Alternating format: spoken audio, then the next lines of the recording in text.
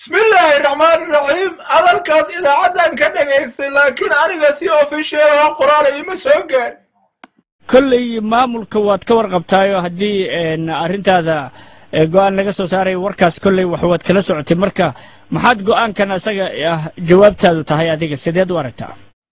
horta aad iyo aad aan ugu faraxsanahay in maanta Soomaaliya dawlad leedahay nina wax laga qaadayo nina wax loo dhiibayo aniga ebadba waa lay dhiibay haddana nin Soomaaliyeed oo walaalkay ah hadii loo dhiibo horta waa soo dhaweeyha marka labaadna xafiiska ra'iisul wasaaraha waa sharfan yahay waana xafiiska dawladda laakiin soo jeedin uu leeyahay ka qaadista kama dambaysta waxa laga sugaa madaxweynaha maxaad saas u leedahay maxaad u cuskanaysaa arrintaas sharciga dalkan u cuskanaya maxaa yeelay sharciga dalku wuxuu qabaa saraakiisha sharciga magacaabi karta waa madaxweynaha hadday dhacdo in xilka laga wareejiyo hadeer nin galgal badan aad ahayd siyaasadana wajiye badan aad u soo gashay maxaa kuugu xigi doona talaabadan